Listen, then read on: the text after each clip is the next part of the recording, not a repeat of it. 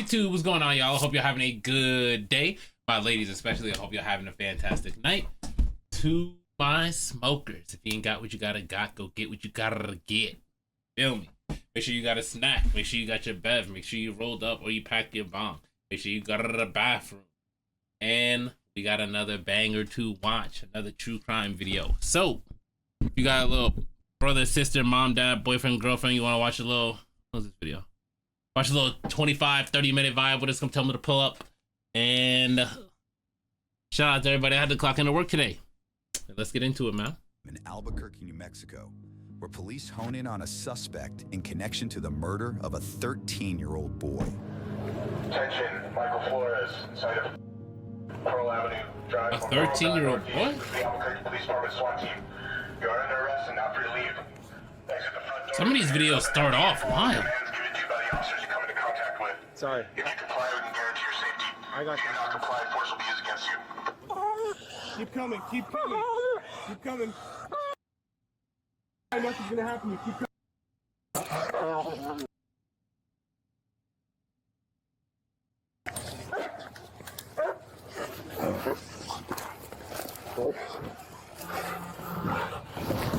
Go ahead and take him first. After you pat him down. And then, Rito, can you sit with her for you? Police identify the suspect, seen here, as 22-year-old Michael Flores, who investigators learned was allegedly driving when he said his passenger opened fire on another vehicle. Wait, what? The suspected shooter, later identified as 21-year-old Thomas Ace, the son of an FBI special agent, allegedly injured the 17-year-old driver and killed her passenger, 13-year-old Michael Tubb, in an incident that would later be described as a deadly case of mistaken identity. Around 3 p.m. on August 18th, 2024, officers said they were responding to another nearby incident when they were her passenger. The suspected shooter, later identified as 21-year-old Thomas Ace, the son of an FBI special agent, allegedly injured the 17-year-old driver and killed her passenger. And I bet you it was his daddy's gun too. Michael Tubb, in an incident that would later be described as a deadly case of mistaken identity. Around 3 p.m. on August 18th, 2024, officers said they were responding to another nearby incident when they were waved down in downtown Albuquerque before both victims were found. Police said the 13-year-old was shot multiple times and died on scene, while the 17-year-old unnamed driver was taken to a hospital with non-life-threatening injuries and survived. What the fuck? The passenger got hit up crazy. Then, can you actually escort her back around here? Anyone else? Put your hand up real quick. Not that I know. No. Nothing you know of? No, that's cool. I got him. Leave it in his pocket. Walk this way. This is fucking wild. What's up? What's over here? Detectives will be there to talk to you. Anyone else inside? No. What about your dog? How old was this nigga? They said he was 22? Want to hop up right here? He say 17 or 22? No, the girl was 17, so they said he was 22? What the fuck? What's up, Michael? Hey. Here it goes. What I call you, bro? All his stuff's in his pockets, including the... Michael was taken to jail, while Thomas remains MIA for now. But 2 months later, the 22-year-old inmate decides it's time to tell his side of the story. I've only known him I've known him 2 years, but I was only really friends with him for like a few months prior to this because I sold cocaine to him and a lot of my friends and friends of their friends. And so he was a friend of a friend who I just happened to be with down. Now, they already got to know that he's a cocaine dealer for him to just admit something that wild, because there was no reason for him to say that shit. They got to already know that he was dealing coke. He runs into somebody when we're down there, like when we're walking back to the car to leave or whatever. This person, he told me about this person before, but I didn't know it was that person at the time or whatever. He tells me this person shot up his car and robbed him at a party earlier on that year. And so he tells me that or whatever.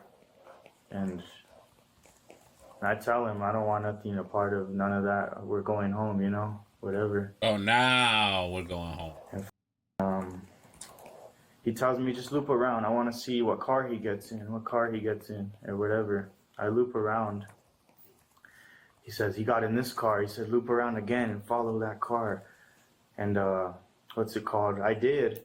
I followed it maybe 5 or 10 minutes up the road, like towards UNM. And then, because he wanted me to, he wanted to just know where he lived. Because he promised me, he told me, I'm not going to do nothing. I know that, like, I don't want to put you in any situation or anything. I just want to know where this guy lives or whatever. What? And so I follow that car.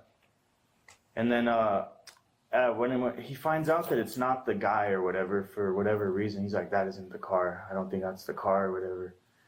And I tell him, all right, let's go home. And he gets mad at me at this point. He points the gun at me at this point, and he tells me, go back downtown. Like, don't stop being a bitch, stop being a pussy or whatever. Because, like, I already wanted to go home like 2 or 3 times at this point. I didn't want any part of this or whatever. And so y'all believe him? Downtown. Are you trying to save his own ass? That's the car right there. And it was that car. And that car happened to be right there, like a block or two where we seen that guy or whatever. And he said, that's the car right there. That's the car right there. And I follow it for like 2 minutes around there. And I'm like, fuck this. I'm taking us home or whatever. I go from following it and I get into the turning lane to what's it called? To turn to get out of there because I was going to pass him. He shot across you. I don't trust him. I was like, if he shoots me, he shoots me. I was like, we're going home. So the car's right here.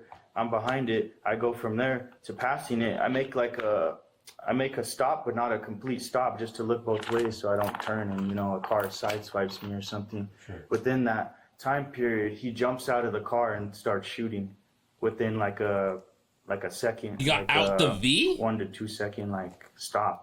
Okay, so that's what I was thinking about, because how did the passenger die but the driver didn't? He had to either shot across him. That's what I was thinking. He shot in front of him, through the driver's side window or something, but he got out the V? He just walked down a 13-year-old kid and a 17-year-old girl? What the fuck? I don't know if you know what I mean by that. Yeah. I didn't stop the car completely. So he jumps out as it's moving a little bit and starts shooting or whatever. And at this point, I'm like, what the f***? I froze. My ears are all ringing. There's glass all over me. And he almost took my head off, too. I found out later that night. There's a bullet graze above the car that, went. So my headrest is right here. My head's right here. There's a bullet graze that right here in the car on top of it. And he shattered the sunroof. Michael explains that Thomas allegedly fired at another vehicle after a day of drinking and drug use, believing the other driver was someone else. That's when he says one of the bullets struck the sunroof of his car. That wasn't supposed to happen. I regularly sold him cocaine. At least twice a week.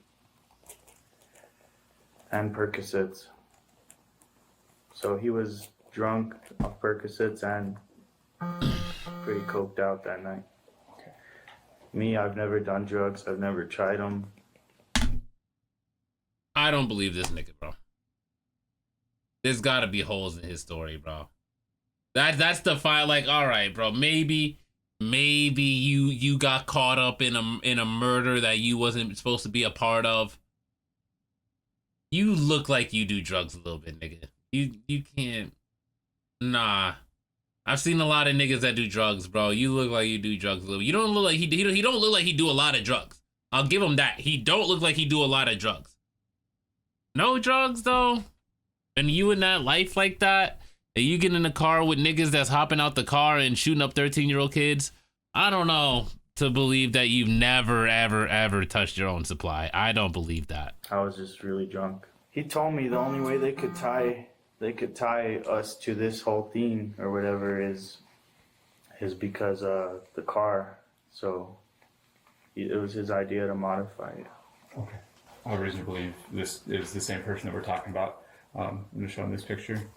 I'd like to show you this picture and just you confirm. Oh, who is this wannabe ass nigga, bro? That's him. Okay. They got a The Draco. firearm that he's Is this a holding, Facebook picture? in that picture, is that the same firearm? Why is it Does so low look like the same quality? This is a firearm? Facebook picture, yeah. bro. It does. Okay. And I mean, you're more than welcome to keep looking at it if you want to. But, It haunts me at night. Fucking ridiculous. I can only imagine. Why are the two videos we watched tonight, the victims were It's kids? a really, really difficult case. Should have never happened. I really feel like if I was sober, then I wouldn't have done what he said.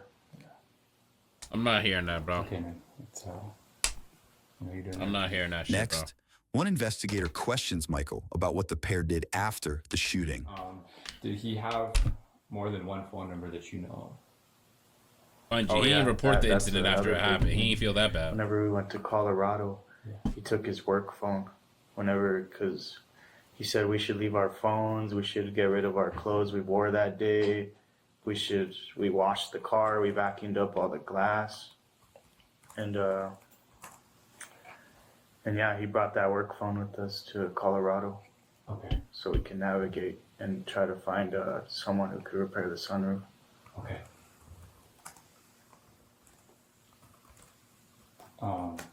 Did you guys end up getting rid of the clothes and stuff that you wore that day? Yeah, we threw them in my trash can. Okay.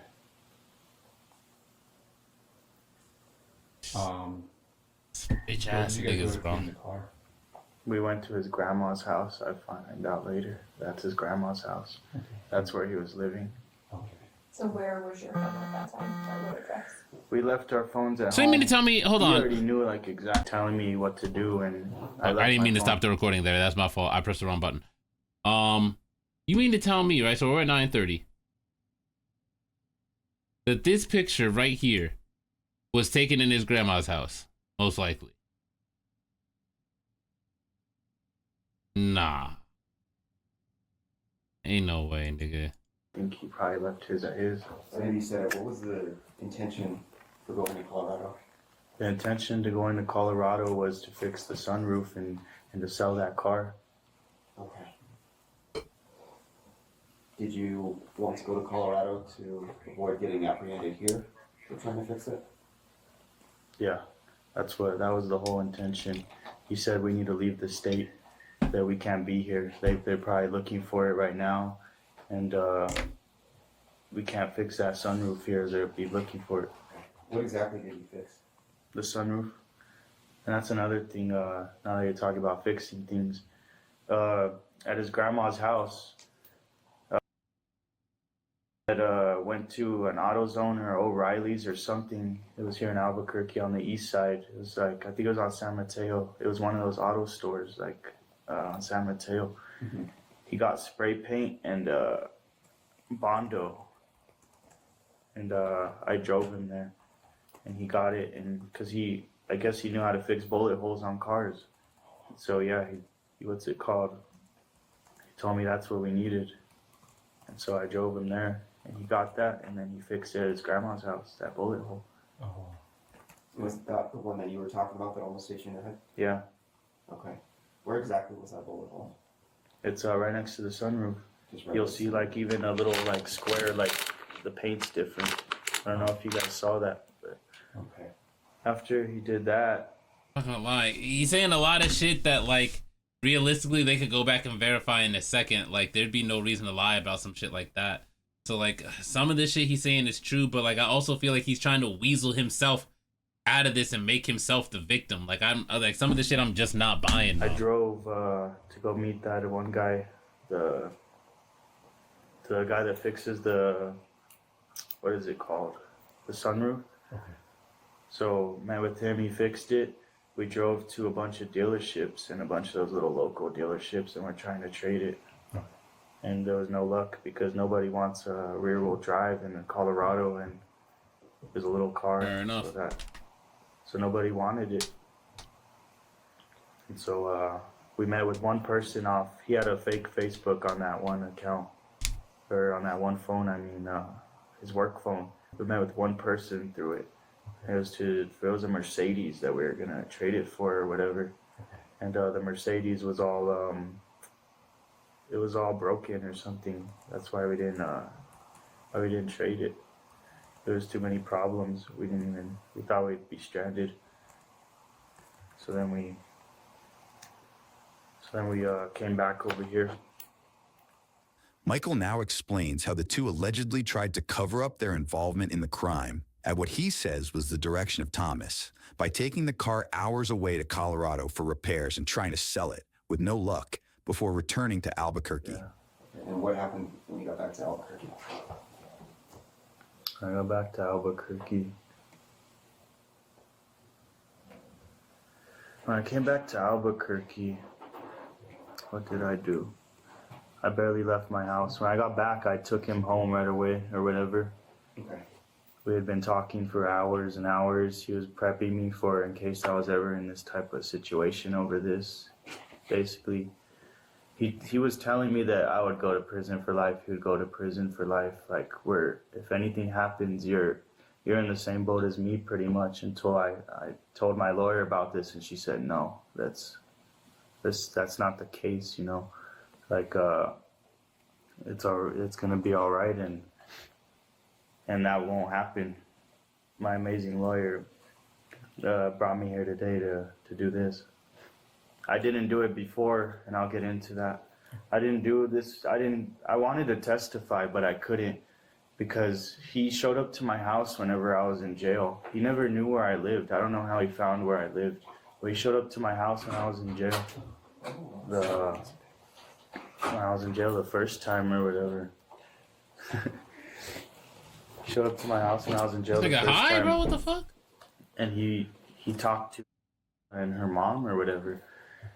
And so, being in jail, I was like, how the fuck does he know where I live?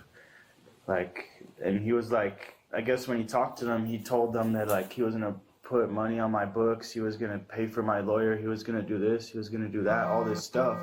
I knew that was his way of, like, don't tell on me, I know where you live, like, type of thing.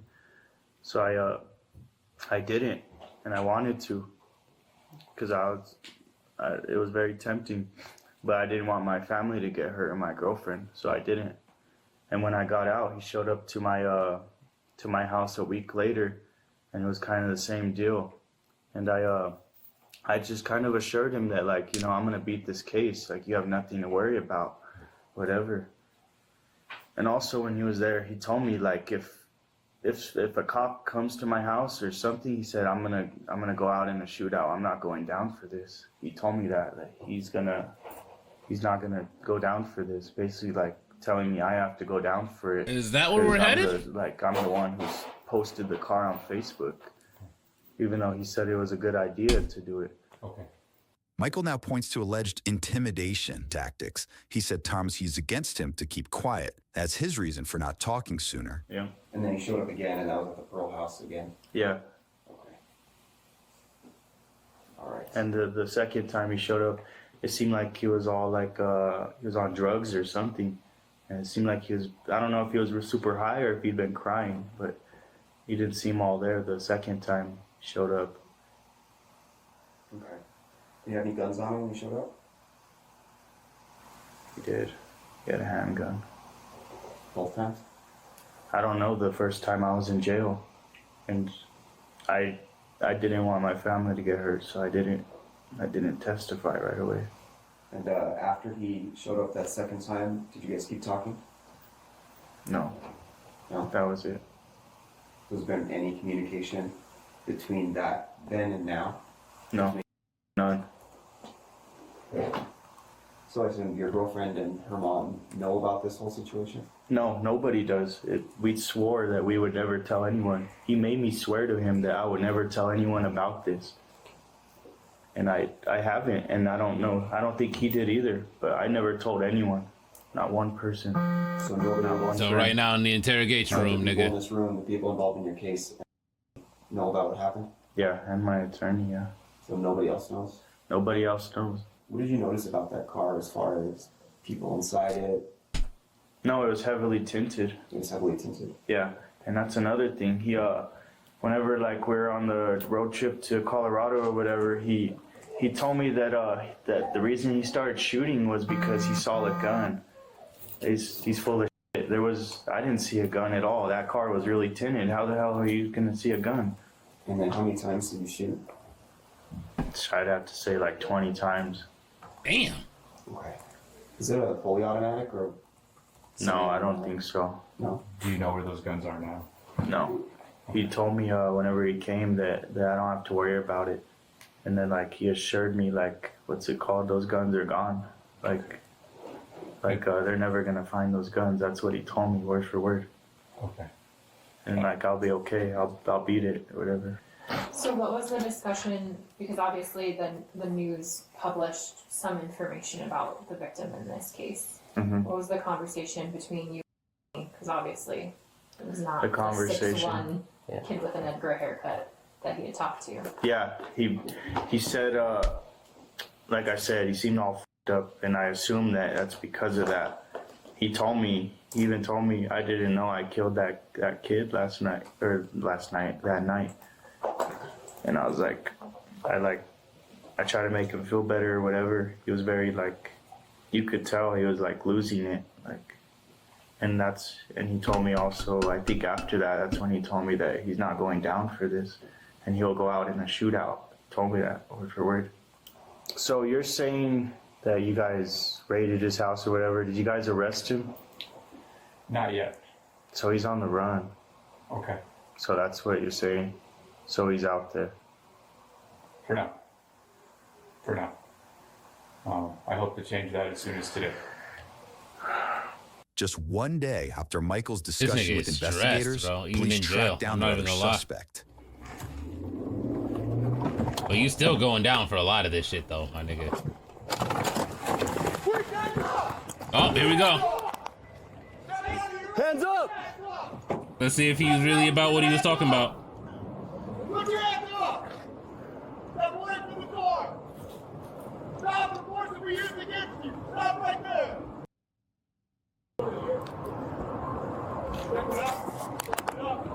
I'm with you. Put your hands out like an airplane. Damn, the whole video's blurred? On you. You want them to clear the car? Oh, yeah.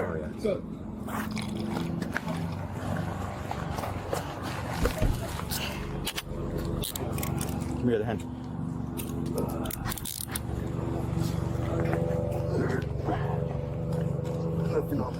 No weapons? No, sir. The suspect is taken through an investigation room of his own in another redacted video. But I'd like to hear your side of the story, okay? So what I'd like to do is I'd like to read you your Miranda warnings, go through them one at a time, okay? Nice and slow. If you have any questions, you stop me, let me know. And this is your chance to kind of tell me your side of the story, okay? What happened that night, why, what happened, all that, all right? So is he entirely blurred because he's 17? So Is that why? You want to talk to me about what happened, man? Not in the least bit. I think they said he was also 17. I'm a lawyer here. Okay. All right, man. Well, like I said, Maybe I'm you are bugging. under arrest, okay? Voice kinda your deep, huh? documents and everything will be at the jail. The suspect asks for a lawyer and ends the interview, but seconds later gets a chance to talk to his father. Hey, Doug. Yeah. Give me a second.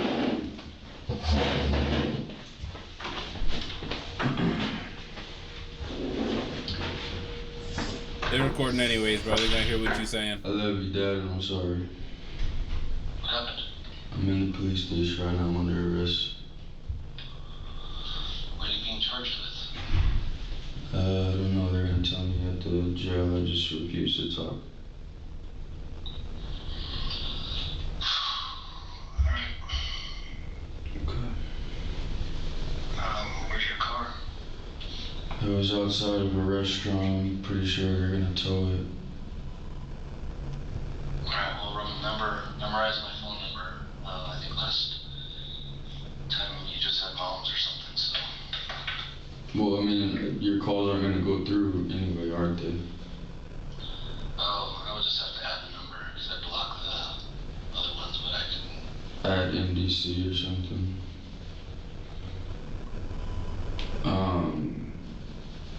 Maybe you could give my work a call tomorrow or something. Let them know that Because the truck's at my house. Alright, you don't sound normal. No, I'm just, it is what it is, you know. Right. Well, you should get I'll point a letter for you. Drop my phone. Yeah. Shit. Alright, I love you. I love you too, dude. I'm sorry. Alright, bye. Bye. Damn, his dad didn't even say I the love you son back. of Federal Special Agent Brian Ace, was booked for numerous charges, including first-degree murder, tampering with evidence, aggravated battery, and more. While awaiting the outcome of his charges, the 21-year-old was reportedly found unresponsive in his cell around 4:30 a.m. in July 2025 and pronounced dead shortly after. Michael was booked for multiple counts of tampering with evidence and first-degree They murder. killed that nigga in jail, bro. Oh. Honestly, though.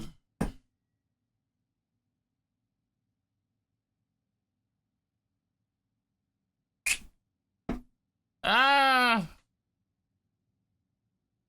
nigga surprised. Not really. You know, not really. If we're being honest. Like, you shot a 13 and 17-year-old for no reason at all. Like, when that paperwork dropped, nigga, you should have known they was gonna be on your ass, bro. Was booked for numerous charges, including first-degree murder, tampering with evidence, aggravated battery, and more.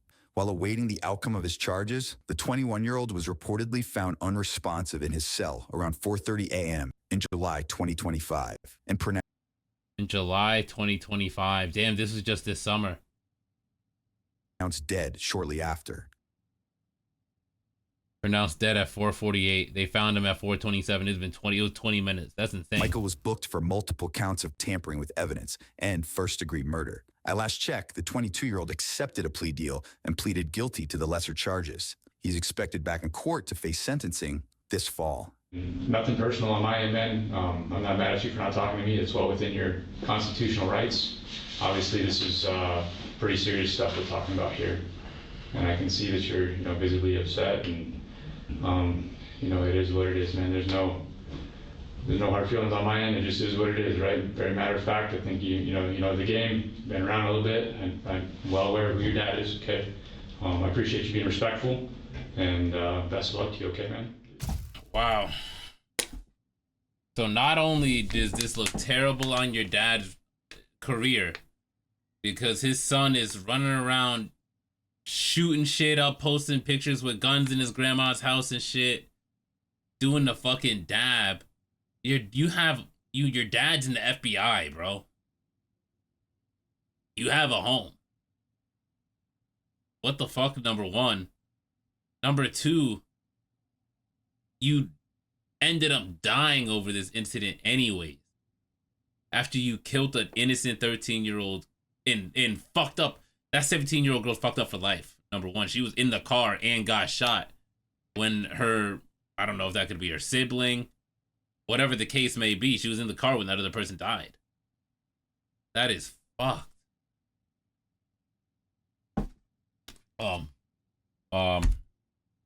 I guess best of luck to that nigga, man. Oh, wait, never mind. They killed him in jail. Wait, never mind, man. Hey, GG's. Nobody feels bad. I'll catch y'all in the next one, man.